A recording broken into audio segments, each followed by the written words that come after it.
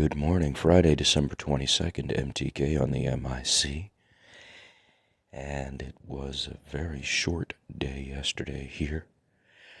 It'll be another short one today, and the sun is just coming up.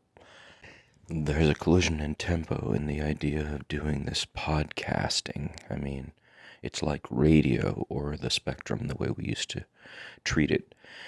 When you go in to be on live radio, you stand outside the box and there are engineers, there are at least 3 or maybe even sometimes 4 people who are focused on the spectrum. It's live going out to, say, millions of people or hundreds of thousands of people or whomever it's going out to. You feel a responsibility to it. And so let's say you're going to go on air and you're standing outside the booth and everybody's ready and then they cue you. And if you're professional, you have your script or you have your notes or you can do what you need to do in the right way. You go in, they turn the light on, and you go. And there's no pausing, there's no dead air, there's no actionless space. There's no reflecting on something while you're talking about it. At least it wasn't like that in the old days. You could have to, fill the air, And that's what the newest social media manifestation is all like, because TikTok has shrunk the space down to eighths of a second. The shortest amount of time now. The attention span for the material is so short. So that's in kind of a collision with what I'm doing here.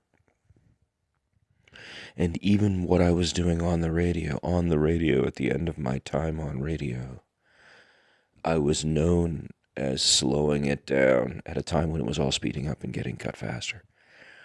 So I was trying to get the chunks to be 5 minutes, but have a density to them. And I think we succeeded in some cases, but it was the tail end of that era, 20th century production, we could call it now, I think, in some ways. But pre-digital, you could even say, would be a better term. I don't like analog so much because it doesn't cover everything. But pre-digital, we could say.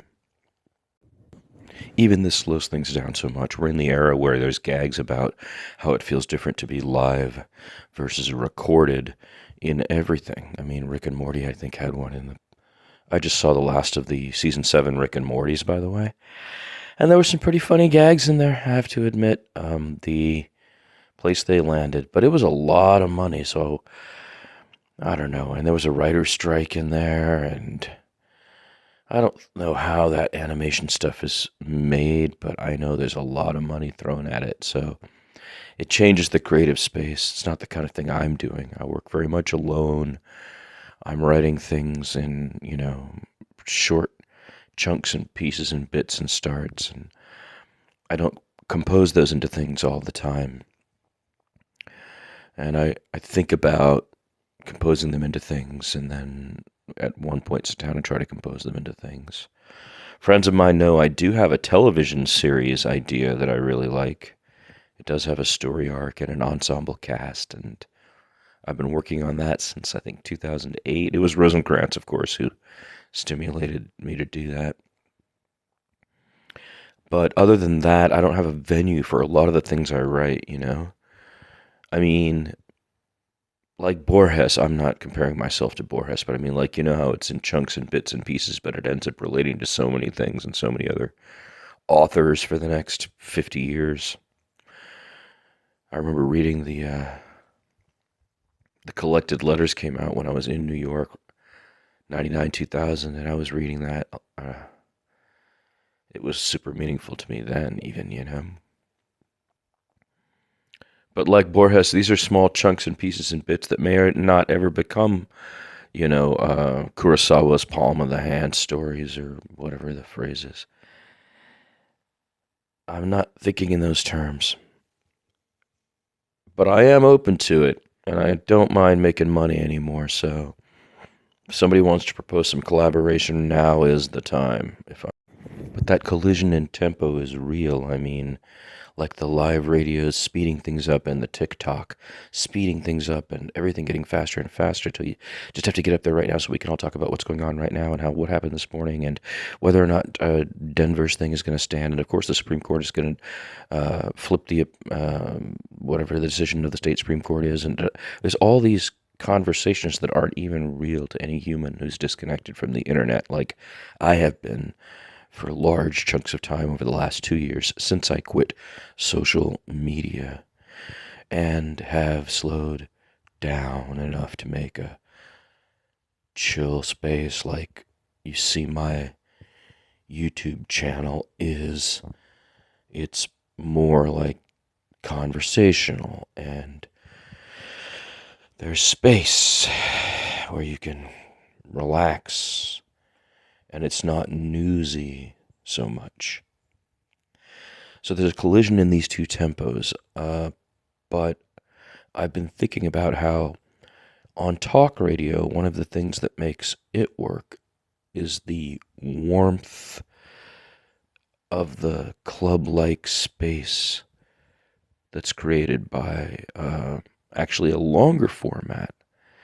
You know, they gave the conservative guys 4 hours in the middle of the afternoon. So now you're going to be on the air for 4 hours in the middle of the afternoon, live to whoever will listen to you. That's an intense feeling. I mean, there's a personality behind radio that's, as I've described before, I don't want to keep repeating myself, but I know I don't have a lot of followers, so I could only encourage you to go dig around in the channel here and find where I've discussed this before. But the nature of the radio personality, if you will, is a different species from the television or video or podcasting or vlogging. Is that what you call the visual version of that on the net? It's a different kind of space, and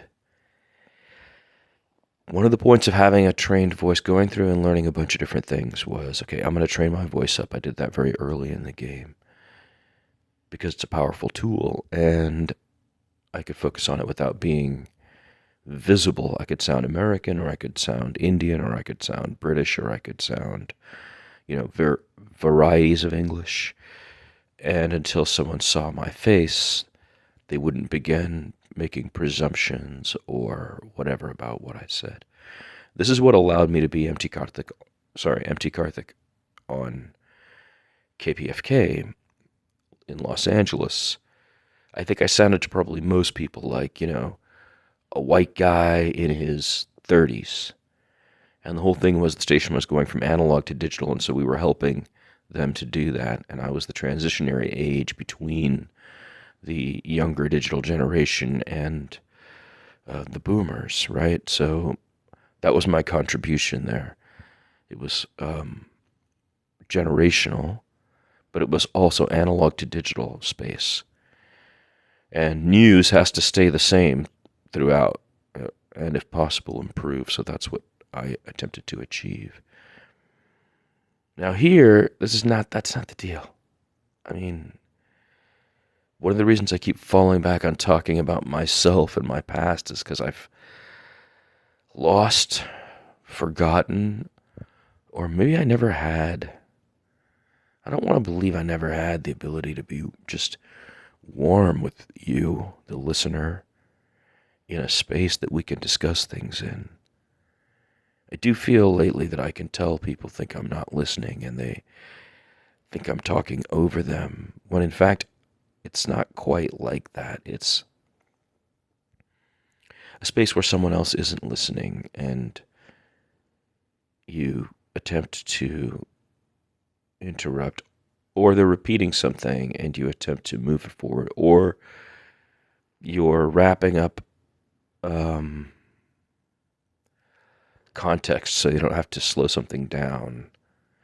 These are all tactics of a radio personality, and I often employ them when I'm just hanging out at the bar, or talking to people on the road. And I do it to get people there so we can be there and we're really talking about something interesting to them and not small talk. It's a way to cut through small talk, I guess. And I would like to make a channel like that. In the new year, that's my intention.